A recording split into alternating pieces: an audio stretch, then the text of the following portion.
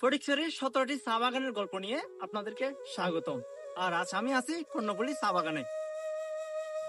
বাংলাদেশের চায়ের ইতিহাসের এক গুরুত্বপূর্ণ নাম কর্ণফুলী চা বাগান। 1860 সালে প্রতিষ্ঠিত এই চা বাগান শুধু একটি শিল্প প্রতিষ্ঠান নয়, এটি ইতিহাস, সংগ্রাম ও সৌন্দর্যের প্রতীক। সবুজে মোড়ানো পাহাড় আর শ্রমিকের গলায় মৃদু গান। চট্টগ্রামের ফটিকছড়িতে লুকিয়ে আছে এক ঐতিহাসিক ধনভাণ্ডার, কর্ণফুলী চা বাগান। চলুন আজ জেনে নিই এই চা বাগানের ইতিহাস, সংগ্রাম আর সৌন্দর্যের এক অনবদ্য কাহিনী। আসসালামু আলাইকুম, আমি নাইম। ফটিকছড়ির কর্ণফুলী চা বাগানের ইতিহাস এবং গল্প বলতে আজ আছি আপনাদের সাথে। চট্টগ্রামের বৃহৎ চা বাগানের একটি কর্ণফুলী চা বাগান। বাগানটির আয়তন প্রায় 6572 একর। এখানে বছরে উৎপাদিত হয় প্রায় 8,50,000 কেজি চা। আর এই বিশাল কাজের পেছনে কাজ করছেন প্রায় 1600 জন শ্রমিক, যাদের মধ্যে অধিকাংশই নারী। কালো চা ও সবুজ চা উৎপাদিত হয় এই কর্ণফুলী চা বাগানে। চলুন এখন আপনাদেরকে জানিয়ে দিই কর্ণফুলী চা বাগানে আপনি কিভাবে আসবেন। চট্টগ্রাম শহরের যে কোনো জায়গা হতে প্রথমে চলে আসতে হবে অক্সিজেন মোড়। অক্সিজেন মোড় হতে ফটিকছড়িগামী বাসে উঠে চলে আসবেন বিবিরহাট বাজার। বাজার হতে হাতের ডান পাশ করে চলে আসবেন হাতির ফুল। সেখান হতে লোকাল অথবা রিজার্ভ করে চলে আসতে পারবেন কর্ণফুলী চা বাগান। চলুন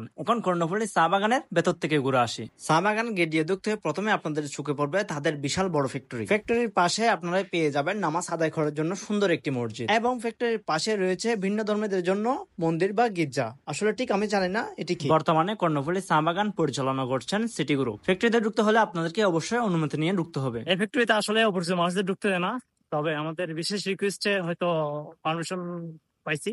পারমিশন যখন নিলাম তখন আপনাদেরকে একটু করে বুঝিয়ে দিই চা পাতাগুলো কিভাবে প্রসেস করে। চা পাতা কিভাবে দানাতে পরিণত হয় সম্পূর্ণ প্রসেস দেখতে চাইলে আমাকে কমেন্ট করে জানাবেন। প্রথমে সব চা পাতা এক জায়গায় একত্রিত করা হয়, তারপর চা পাতাগুলো এই মেশিনে যায়। এখানে অনেক রকমের মেশিন আছে, যেটা আমি পরবর্তী কোনো ভিডিওতে আপনাদেরকে দেখিয়ে দিব। এখানে চা পাতাগুলো একদম পিষিয়ে বের করা হয়, তারপর অন্য একটি পর্যায়ে চলে যায়, এবং অন্যদিক দিয়ে এগুলা বীজা দানা হিসাবে বের হয়ে আসে। অনেকে মনে করেন এই চা পাতার দানাগুলো রোদে শুকানো হয়, তবে আপনারা সম্পূর্ণ ভুল। এই বেল্টের মাধ্যমে দানাগুলো পড়ে অন্য একটি মেশিনে, যেখানে দানাগুলোকে শুকিয়ে ফেলা হয় এবং অনেকটাই গরম থাকে। তারপর পাখার বাতাসে এগুলোকে ঠান্ডা করা হয় এবং প্যাকেটিং করে রেখে দেয় বিভিন্ন কোম্পানিতে পাঠানোর জন্য। এই ফ্যাক্টরিতে প্যাকেটজাতকরণ বা লেবেলিং করা হয় না। অবশেষে তাকে ধন্যবাদ জানিয়ে আমরা বাগানের আরো সামনের দিকে এগোতে থাকি, এবং এক পর্যায়ে চোখে পড়ে বিশাল বড় ড্রাগন ফলের বাগান। বর্তমানে ড্রাগন গাছে ফুল এসেছে। তারপর আরো ভেতরের দিকে যেতে থাকি। তারপর সন্ধান পেয়ে যায় একটি সুন্দর পাখির। এই পাখির সাথে আমি অপরিচিত। পাখির ডানার সামনের অংশ ছিল সাদা, মধ্য অংশ নীল রং বৈশিষ্ট্য। পাখিটা কেউ চিনে থাকলে আমাকে অবশ্যই নাম বলে যাবেন। তবে এখানে এই পাখি ছাড়াও আরো বিভিন্ন জাতের পাখির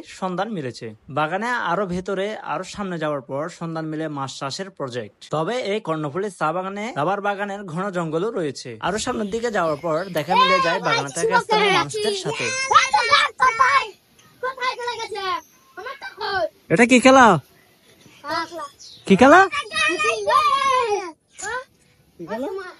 এই ভাই এটা কি খেলা? কাঠ খেলা? ওইগুলো তো বোতলের কাঠ না? হ্যাঁ, বোতলের কাঠ দিয়ে কাঠ খেলা।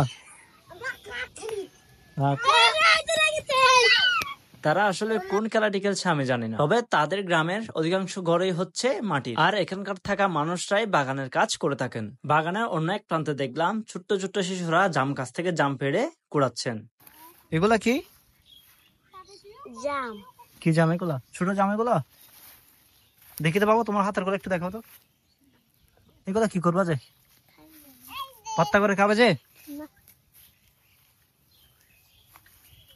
তাদের সাথে গল্প করার পর তাদের গ্রামের একটি লোকাল চায়ের দোকানে চলে গেলাম। চা বাগান দেখতে আসছি আর এখানকার চা খাবো না তা কিন্তু হয় না। চাটা এভারেজ ভালোই ছিল। আপনাদেরকে বলতে ভুলে গেছিলাম কর্ণফুলী চা বাগানে রয়েছে একটি হসপিটাল, তবে এই হসপিটাল কার্যক্রম চালু আছে কিনা তা আমার জানা নেই। এই হচ্ছে কর্ণফুলী চা বাগানের ঐতিহ্য, ইতিহাস এবং গল্প। প্রতিদিন এই চা বাগান দেখতে পর্যটনের ভিড় রয়েছে। কর্ণফুলী চা বাগানের সৌন্দর্য এই বাগানে না আসলে আপনি কখনোই অনুভব করতে পারবেন না। আপনারা যদি কখনো এই ঐতিহাসিক চা বাগানে এসে থাকেন তাহলে আপনার অভিজ্ঞতা নিচে কমেন্টে জানাতে ভুলবেন না। এবং আজকের ভিডিও আমি এখানে শেষ করছি। আর ফটিকছড়ির 17টি চা বাগানের গল্প শুনতে আমার সাথে থাকুন।